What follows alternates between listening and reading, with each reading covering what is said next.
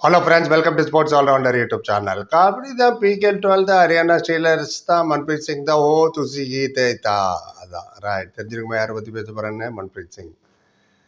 Right. என்ன அடிக்கடி அவங்கள பற்றி பேசுகிறேன்னா அடிக்கடி அவர் தான் இன்டர்வியூ கொடுத்துட்ருக்காரு. அடிக்கடி மோட்டிவேஷனலாக அவர் தான் பேசுகிறாரு. அவங்க பசங்களை அவர் ட்ரைனிங் பண்ணுற விதெல்லாம் பார்க்கும்போது அமேசிங். சும்மா ஒன்று உங்கள் ட்ராஃபி தூக்கி கொடுத்துடல போன சீசன் அவருக்கு. அந்த அளவுக்கு பெர்ஃபார்ம் பண்ணுறாங்க பசங்க. எவ்வளோ கான்ஃபிடென்ட் இருந்தால் ஷாதுலோலாம் நவுத்தி விட்டுருப்பார் அவர். இவ்வளோக்கு போன சீசன் கப்பு ஜெயிக்கிறதுக்கு முன்னாடியே மோஹித் என்ற பிளேயர் கடைசி மூமெண்ட்டில் புல் அவுட் பண்ணார் அவங்க டிஃபெண்டர். ஜெய்தீப் தயாவும் அந்த மோஹித் ரொம்ப இம்பார்ட்டன்ட் நந்தல் நினைக்கிறேன் அவர். ஸோ இல்லாதப்போ அவங்க ஜெயிச்சாங்கன்னா பாருங்கள். ரைட். இப்போது டிஃபெண்டிங் சாம்பியன் வரையா அவர் என்ன சொன்னார்ன்றதை கடகடன்னு நான் சொல்லிடுறேன். அவர் ஃபஸ்ட்டு फ्यू लाइन्स என்ன हिंदी சொன்னார்ட்டு அப்புறம் எல்லாம் தமிழ்லேயே சொல்கிறேன். सर मुझे उम्मीद है पिछले सीज़न की तरह कंटिन्यू करेंगे। कैंप अच्छा चल रहा है। मैं एक वीक लेट आया हूँ। इससे पहले मेडिकल और फिटनेस टेस्ट सब हुआ है बच्चे की। बच्चे बहुत फिट हैं। पिछले सीज़न इतने फिट नहीं थे टीम स्टार्टिंग में, बाद में जाके फिट हुई थी டீம் அப்படின்னாரு. ரைட். என்னென்னா எனக்கு நல்ல நம்பிக்கை இருக்குது, போன சீசன் மாதிரி இந்த சீசனும் நாங்கள் நல்லா பர்ஃபார்ம் பண்ணுவோம், அந்த பர்ஃபார்மன்ஸ் அப்படியே நாங்கள் கண்டினியூ பண்ணுவோம். அதே மாதிரி கேம்ப் ரொம்ப நல்லா போயிட்டுருக்கு. நான் ஒரு வாரம் லேட்டாக தான் வந்து ஜாயின் பண்ணேன் கேம்பில். அண்ட் அதுக்குள்ளே அவங்களோட மெடிக்கல் டெஸ்ட்டு, ஃபிசிக்கல் டெஸ்ட்டு இதெல்லாம் நடந்தது. எல்லாமே ஃபிட்டாக இருக்காங்க, அது ரொம்ப முக்கியம். அண்ட் எல்லாருமே ஃபிட்டாக இருக்காங்க பசங்க. இப்போது போன சீசனாலும் எடுத்தோன்னே எல்லாம் இது எந்த அளவுக்கு யாருமே ஃபிட் இல்லை. எங்கள் பசங்க போக போக தான் ஃபிட்னஸை கெயின் பண்ணாங்க. ட்ரைனிங்கு, ஜிம்மு அதெல்லாம் ஒர்க் அவுட் பண்ண போன சீசன். ஆனால் இந்த சீசன் வந்து டீம் வீட்டிலேருந்தே ஃபிட் ஆகிட்டு வந்துட்டாங்க பசங்க. அந்த அளவுக்கு அவங்களே ஒர்க் அவுட் பண்ணியிருக்காங்க இந்த கடந்த 7-8 மாதமாக. அண்ட் ஃபிட்னஸை பற்றி எனக்கு குறை சொல்கிறதுக்கு ஒன்றுமே இல்லை, ஒரு குறையுமே இல்லை. கோய் கம்மி நெய்யன்னாரு. கோய் கம்மி நெய்னா எந்த விதமான குறைபாடும் இல்லை ஃபிட்னஸில். அண்ட் இன்னும் ஒரு மாதம் இருக்குது, 1 महीना और भी है. இன்னும் ஒரு மாதம் இருக்குது டோர்னமெண்ட் ஸ்டார்ட் ஆகிறதுக்கு. அண்ட் டீம் நல்ல அட்மாஸ்பியர் இருக்குது, அவங்கள சுற்றி சந்தோஷமாக இருக்காங்க. அவங்கெல்லாம் நல்ல ட்ரைனிங் போகுது. ஒருத்தர் நல்லா ப்ளஸ் அண்ட் மைனஸ் எல்லாம் நோட் பண்ணி அதுக்கு தகுந்த மாதிரி ட்ரைனிங் எடுத்துக்கிறாங்க. அண்ட் புதுசாக வந்த பசங்க டேலண்ட் பார்த்து எனக்கே எவ்வளோ ஆச்சரியமாக இருக்குது. அந்த அளவுக்கு புது புது டேலண்டான பசங்க வந்திருக்காங்க எங்கள் டீமில். அண்ட் புது புது முகங்கள். இந்த சீசனும் 2 இல்லைன்னா 3 பெரிய பிளேயர் கண்டிப்பாக எடுத்து வருவாங்க, நீங்கள் பார்க்க தான் போகிறீங்க. அண்ட் எக்ஸ்ட்ராடினரி பிளேயர்ஸ் கிடைப்பாங்க இந்த சீசனும். அண்ட் டிஃபென்ஸ் அண்ட் ரைடிங் 2 யூனிட்லேயும் சேர்த்து சொல்கிறேன் அப்படின்னு அவ்வளோ கான்ஃபிடென்ட்டாக சொன்னார். அண்ட் அதனால தான் என்னை கூட நிறைய பேர் கேட்டீங்க, எப்படி சார் இவ்வளோ நிறைய விஷயங்கள் தெரியுது உங்களுக்கு, இவ்வளோ தெளிவாக பேசுகிறீங்க, இன்னும் நிறைய படிங்க நீங்கள். உங்கள் கையிலேயே மொபைல் இருக்குது. எங்கள் காலத்துலலாம் இந்த ஃபோன் தான் ஒயின்னு.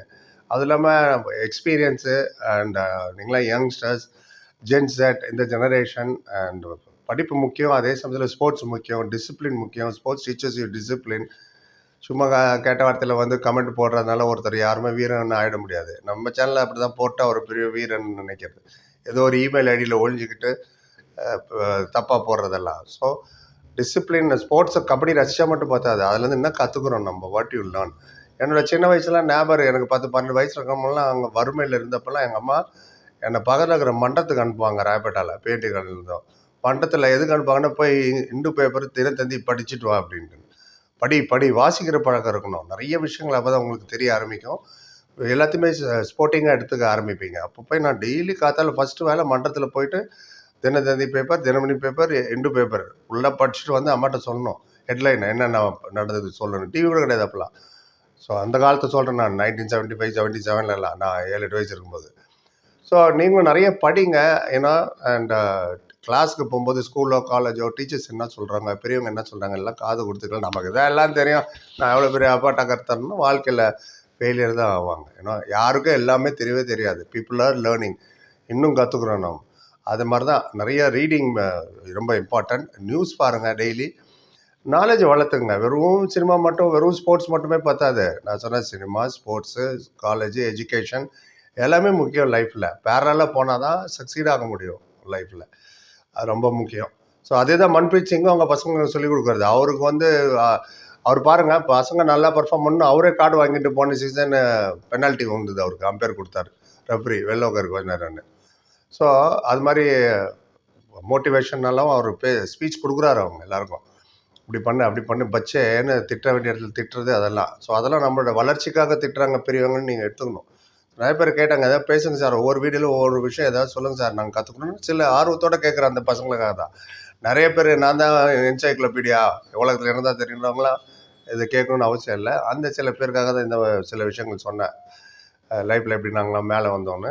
கடைசியாக மன்பிரீத் சிங் வந்து ஃபேன்ஸை பார்த்து குஷ் ரக்கேங்க அப்போ லவ் யூ அப்படின்னாரு. நல்லா இருந்தது. உங்களெல்லாம் சந்தோஷமாக வைப்போம், லவ் யூன்ட்டு. நல்லா சப்போர்ட் பண்ணீங்க நீங்கள் போன சீசன். அதே சப்போர்ட்டாக இந்த சீசன் நாங்கள் எதிர்பார்க்குறோம். கண்டிப்பாக இந்த தடவையும் உங்களை டிசப்பாயிண்ட் பண்ண மாட்டோம். நிராஜ் நெய் ஒன்று எங்கே அப்போ அப்படின்னாரு. அதாவது உங்களை நாங்கள் டிசப்பாயிண்ட் பண்ண மாட்டோம் அப்படின்னா என்ன அர்த்தம்? நாங்கள் தான் கப்பு ஜெயிக்கிறதுக்கு நாங்கள் ரெடியாக இருக்கிறோன்றது தான் அதோட இன்டைரக்ட் அர்த்தம். கான்ஃபிடன்ஸ் வேணும் தான், ஓவர் கான்ஃபிடன்ஸ் இருக்கக்கூடாது. ஏற்கனவே கப்பு ஜெயிச்சவர் தானே அவர். ஃபைனல் வேறு போனாங்க 2 சீசன் முன்னாடி. கூட எதுவும் சொன்னார், ட்ராஃபியோட விக்ட்ரி பரேட் வந்தோம், இந்த வாட்டி நாங்கள் ட்ரை பண்ணுவோம் அதே மாதிரி விக்ட்ரி பரேடு ட்ராஃபியோட வர்றதுக்கு. பசங்க அதனால தான் இவ்வளோ மெனத்துக்காடுறாங்க. அந்த மெனத்தில் இவ்வளோ ஹார்ட் ஒர்க்கிங் போடுறாங்க, ஃபிட்டாக இருக்காங்க. எல்லா எக்ஸசைஸ் பண்ணுறதாகட்டும், இன்னும் ஃபிட்னஸ் அண்ட் ட்ரைனிங் போயிட்டுருக்கு. எங்களாம் தேவை உங்களோட சப்போர்ட்ஸ் தான் அப்படின்னு ரொம்ப அழகாக சொல்லி முடித்தார். கடைசி ஒன்று சொன்னார், ஹக்ஸே ஹரியானி ஆர் ஹரியானா ஸ்டீலர்ஸ் அப்படின்னு முடித்தார். இதுதான். நீங்கள் என்ன நினைக்கிறீங்க அந்த ஸ்பீச்சை பற்றி? நான் கொடுத்த ஸ்பீச் என்ன எல்லாத்துக்கும் சேர்த்து கமெண்ட்டில் சொல்லுங்கள். எல்லாத்துக்கும் பதில் சொல்கிறேன். அப்படின்னா எல்லாத்துக்கும் படிக்கிறோன்னு அர்த்தம். பொறுமை பார்த்த திருப்பதிக்கு நன்றி. Like, comment, share and subscribe. Thank you so much.